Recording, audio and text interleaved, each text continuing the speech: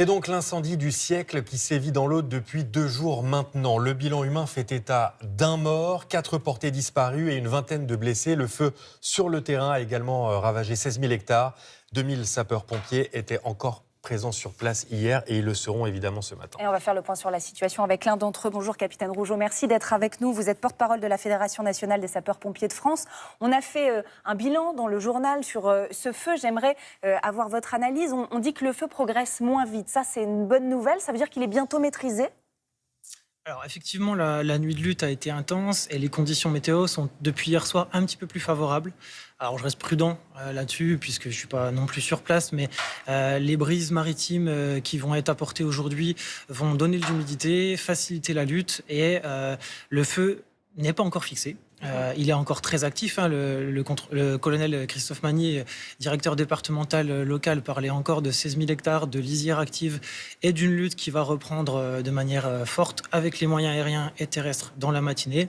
Son objectif, c'est, si la situation le permet, de fixer le feu dans la journée, mais ce qui n'est pas encore le cas. Mais ça veut dire qu'on en a encore quand même pour plusieurs jours avant que le feu soit complètement éteint.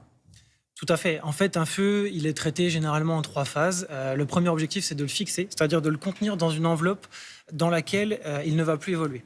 Par la suite, on passera feu maîtrisé, ce qui est encore très très loin d'être le cas, lorsqu'on arrive à baisser durablement l'intensité du sinistre et qu'on a vraiment pris le dessus avec les moyens de lutte.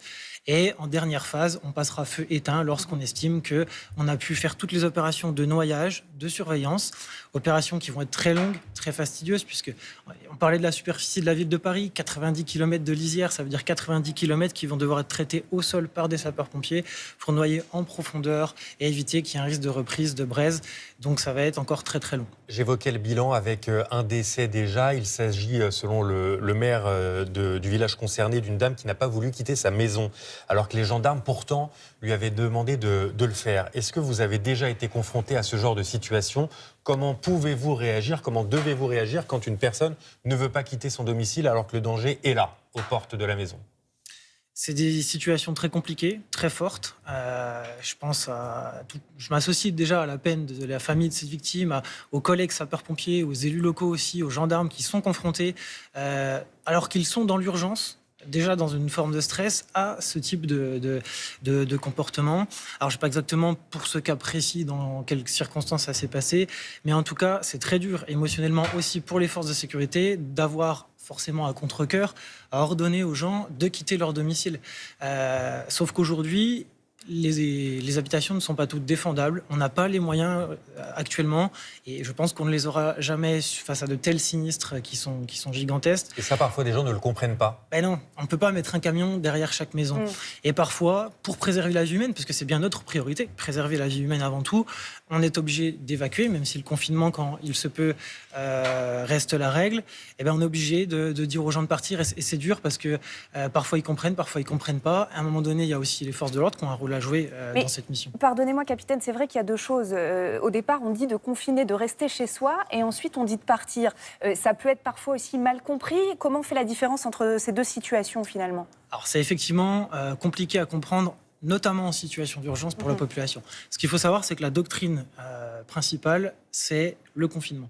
Le confinement, ça veut dire que dans son habitation en dur, si elle est correctement débroussaillée, si on a correctement fermé les portes, les volets et qu'on s'est mis en sécurité, les sapeurs-pompiers vont pouvoir estimer, protéger certains quartiers, certains secteurs.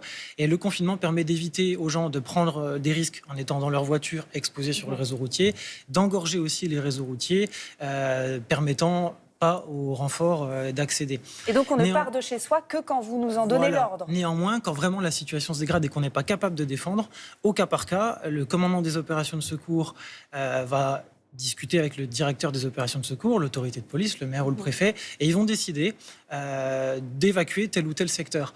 Parce que tout simplement, il faut assurer en priorité la préservation de la vie humaine et qu'on n'est pas forcément capable de tout défendre. Avez-vous plus de précisions sur la situation des 4 personnes encore portées disparues ? Non, j'en ai pas plus. Il faudra laisser là les autorités locales, le préfet de l'Aude et le commandant des opérations de secours s'exprimer sur le sujet. On ne connaît pas non plus l'origine encore de l'incendie. L'enquête, là aussi, est en cours. Mais on sait que 90% des incendies sont d'origine humaine. Le reste, c'est la foudre. Est-ce qu'il y a un travail de pédagogie qui n'est pas suffisant ou qui n'est pas suffisamment bien intégré par les citoyens ? Et comment travaillez-vous pour ça ?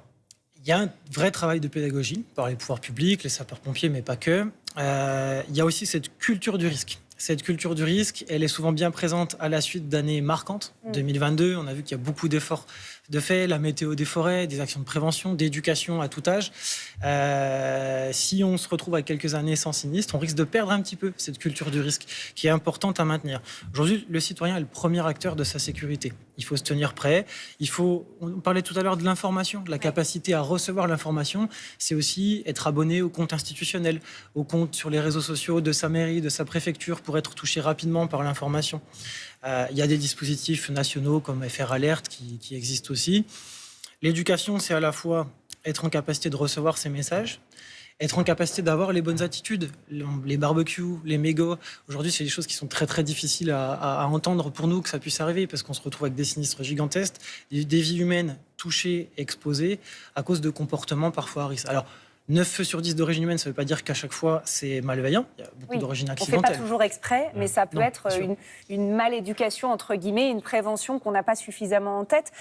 Cette prévention, on l'a pensé beaucoup dans le sud de la France pendant très longtemps. Maintenant, on sait qu'avec le réchauffement climatique, il y a ce risque d'incendie gigantesque qui pourrait se propager aussi au nord du pays. Ça veut dire que ces communes du nord du pays doivent maintenant avoir en tête des réflexes qu'on avait jusque-là que dans le sud ? Complètement. Le réchauffement climatique, alors sur un pas de temps relativement long quand même, fait que l'occurrence de survenance des incendies de forêt va être de plus en plus élevée, parce que plus de canicules égale plus de jours à risque, mais aussi plus de zones à risque, avec des feux qui vont progressivement dans les années à venir remonter vers le nord de la France.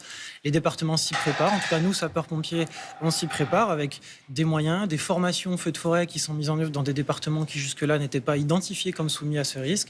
L'acquisition de moyens aussi, soutenue par l'État, post-2022. Et qui reste insuffisant pour l'instant, non ? On entendait hier le Premier ministre dire que quasiment tous les moyens nationaux étaient là dans l'Aude et que s'il y avait besoin, il y aurait l'Europe.